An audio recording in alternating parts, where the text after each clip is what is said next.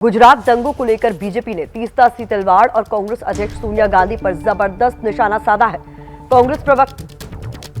BJP प्रवक्ता संबित पात्रा ने SIT हलफनामे के आधार पर आरोप लगाया है कि कांग्रेस की तत्कालीन अध्यक्ष सोनिया गांधी ने सलाहकार अहमद पटेल के जरिए 30 लाख रुपए दिए थे। तो ये गंभीर आरोप संबित पात्रा ने एक प्रेस कॉन्फ्रेंस में लगाए और सीधा सीधा इन पर जवाब मांगा है सोनिया गांधी से। जो हम कह रहे थे, जो हम सोच रहे थे, जिस पर डिबेट और डिस्कशंस होते थे, आज एफिडेविट में वो हकीकत सामने आया है कि षड्यंत्र तो हुआ, षड्यंत्र के रचयिता कौन थे? Who were the ones who were driving these conspiracies? Ahmed Patel. Shri Ahmed Patel, जो पूर्व के कांग्रेस के दिग्गज नेता, राज्यसभा के मेंबर ऑफ पार्लियामेंट और मुख्यतः chief political adviser to the then Congress president Sonia Gandhi. Ahmed Patel तो मात्र एक नाम है, काम तो सोनिया जी का था। नाम अहमद पटेल, काम सोनिया जी, इसलिए अपने मुख्य राजनैतिक सचेतक, अपने मुख्य पॉलिटिकल एडवाइजर अहमद पटेल के माध्यम से सोनिया जी ने गुजरात के छवि को धूमिल करने की चेष्टा की। पैसे दिए गए और जो पहला किस्त गया है, वो पहला किस्त 5+25 अर्थात 30 लाख का पहला किस्त सोनिया गांधी जी ने तीस्ता सीतलवाड़ को दिया।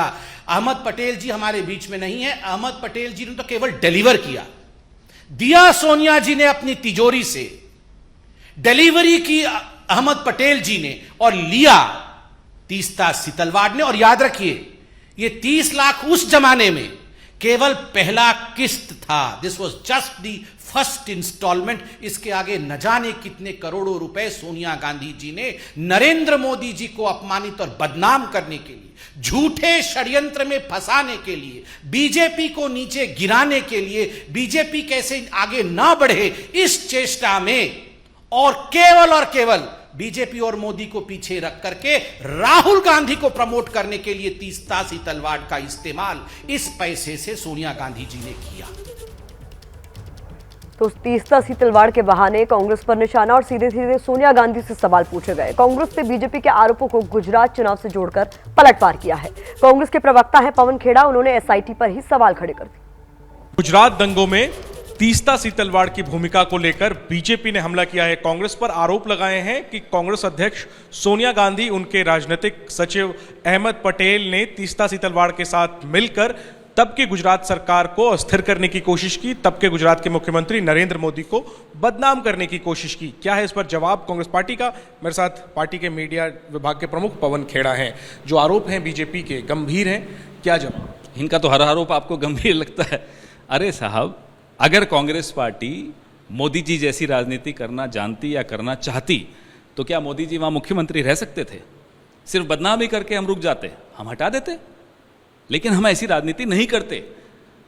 और हर गुजरात चुनाव से पहले नरेंद्र मोदी जी की जो फैक्ट्री है इस तरह की कहानियां गढ़ने की, मनगढ़ंत कहानियों की, वो शुरू हो जाती है। पिछले गुजरात चुनाव में जनरल दीपक कपूर से डॉक्टर मनमोहन सिंह तक पर आरोप लगा दिया कि पाकिस्तान के साथ मिलकर मुझे हराना चाहते हैं।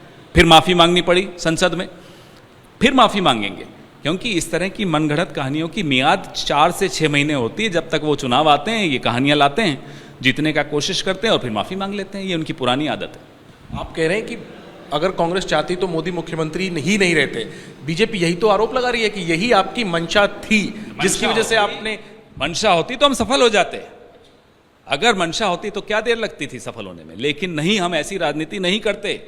जिस तरह से आपने राघवन जी को, एसआईटी के प्रमुख को पुरस्कृत किया, राजदूत बनाया, हम भी 4-5 लोगों को ही लालच देते तो क्या नहीं हो सकता था? लेकिन हम ऐसी राजनीति नहीं करते। एक सवाल आखिरी में मैं पूछूंगा, ये जो पूरा मामला उभरा है, जो एसआईटी तीस्ता सीतलवाड़ के और अन्य लोगों के खिलाफ बनाई गई है, उसने जो हलफनामा कोर्ट में दिया है सर, उसमें जो तथ्य कुछ आए हैं जिसमें बताया गया है कि 30 लाख रुपए की रकम तीस्ता सीतलवाड़ को दी गई है अहमद पटेल के जरिए। इसके अलावा तीस्ता राज्यसभा सीट चाहती थी, ये बात भी आई है, और उसके एवज में उसकी जगह पद्म पुरस्कार यूपीए सरकार ने उन्हें दिए।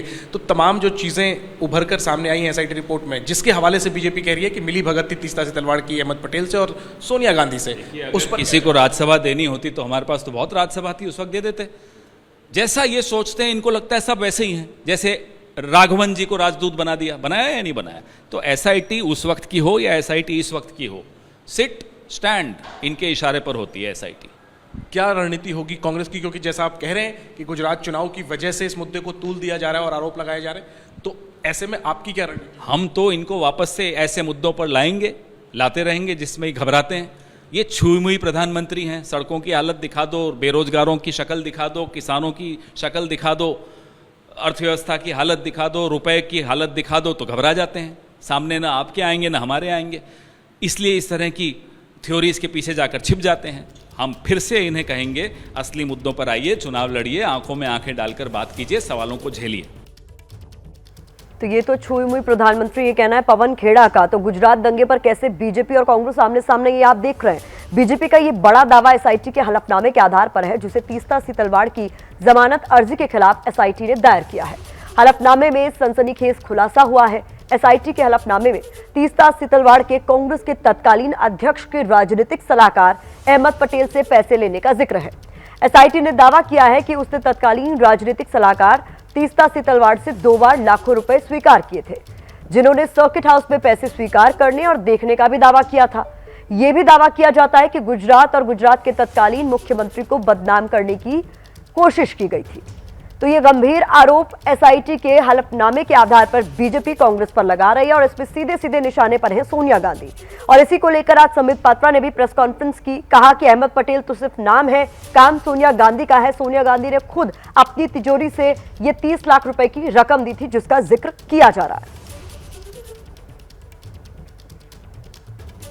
अहमद पटेल की बेटी मुमताज पटेल ने इसे विधानसभा चुनाव से जोड़ते हुए कहा है कि ऐसा तो होना ही था। थोड़ी देर पहले मुमताज पटेल ने एबीपी न्यूज से खास बातचीत की थी। मुमताज पटेल हमारे साथ खुद फोन लाइन पर जुड़ चुकी हैं।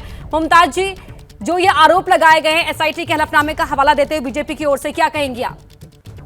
इलेक्शन से पहले तो ये होना ही था जी। तो ये मैं तो यही बोलूंगी कि शायद अगर आप एसआईटी की रिपोर्ट देखेंगे, बाकी पॉलिटिशियन के नाम तो मेंशन किए नहीं है, उनके नाम में अभी भी वजन होगा, इस वजह से नाम ही काफी है। जिस तरह से तत्कालीन कांग्रेस अध्यक्ष के पॉलिटिकल एडवाइजर से पैसे लिए थे, ये कहा गया है सीधे तौर पर आरोप अहमद पटेल पर। जी, तो आप खुद ही देखिए कि एसआईटी रिपोर्ट में क्या लिखा गया है। इतनी बड़ी कॉन्स्पिरेसी 20 साल 25 साल हो गए, आज तक सरकार ने, जब वो जिंदा थे तब क्यों नहीं उनको प्रोसिक्यूट किया? जी, और अब आपको लगता है कि चुनाव, जी हाँ, चुनाव से पहले ऑफ कोर्स बड़ी खबर है, वो हर चुनाव से पहले कुछ ना कुछ आता है। पिछले चुनाव में शायद कोई टेररिस्ट मिले थे अस्पताल में, आज वो गायब हैं। उससे पहले पाकिस्तान में सीएम बना रहे थे उनको, शायद गुजरात का, तब वो था। अब मुझे तो लगता है कि 2027 में भी कोई नई कंट्रोवर्सी आएगी जरूर। ये सीधा हमला क्या 10 जनपद पर है अहमद पटेल का नाम लेकर? नहीं, न्यूज अच्छी चलती है, नाम अभी भी चल रहा है, इलेक्शन 6 महीने में है, बस और कुछ नहीं है। और खास अभी वो है ही नहीं डिफेंड करने के लिए अपने आप को, तो क्या फर्क पड़ता है एसआईटी रिपोर्ट में जो मर्जी लिख दे। जी, और जिन एविडेंस का हवाला देते हुए एफिडेविट लगाया गया है, हाँ, तो एविडेंस में और भी तो लोग होते हैं ना, तो बाकी सिर्फ बड़े सिंपल तरीके से लिखा है, 2 कोई विटनेस है, उनका नाम डाल दिया है, बाकी पॉलिटिशियन तो मिले, कौन थे वो पॉलिटिशियन क्या है। अब इससे मैं पढ़ना नहीं चाहती, मैंने ट्वीट किया हुआ है, आप मेरा स्टेटमेंट काफी है। जी, एज अ फैमिली मेंबर हम उनके काम में इन्वॉल्व नहीं थे, तो उस चीज से मैं कोई कमेंट करना नहीं चाहती हूँ। बट ये बहुत ही गलत बात है। मैं पिछले 1.5 साल से देखती हूँ, बार बार उनका नाम कहीं भी कुछ भी हो डाल देते हैं, क्योंकि आज वो है नहीं डिफेंड करने के लिए, तो बहुत ही आसान है। मुमताज जी, लेकिन एक अहम सवाल ये हो जाता है कि सीधे अहमद पटेल के जरिए सोनिया गांधी पर यह हमला बोला गया और ये भी कहा गया कि तीस्ता न सिर्फ पैसे ले रही थी, कैश पेमेंट ले रही थी, बल्कि उनके पॉलिटिकल एम्बिशंस भी थे। हाँ, तो उनको क्यों नहीं 2004 से 2014 तक यूपीए सरकार थी, क्यों नहीं उनको बनाया मेंबर ऑफ पार्लियामेंट? बना सकते थे ना, अगर कॉन्स्पिरेसी और कोई क्या बोलते हैं उनकी अंडरस्टैंडिंग थी तो। अब आपके मुताबिक कि क्योंकि आपके पिता अहमद पटेल जी अब नहीं रहे हैं इस दुनिया में, इसलिए उनके नाम का इस्तेमाल किया जा रहा है, क्या कोई लीगल एक्शन आपकी ओर से, आपके परिवार की ओर से लिया जाएगा? At the moment no comments.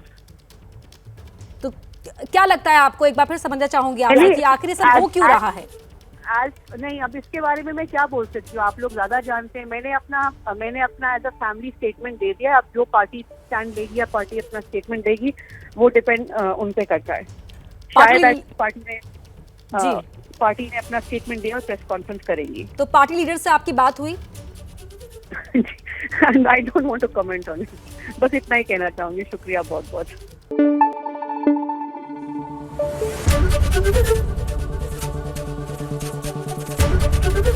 ABP news आपको रखे आगे।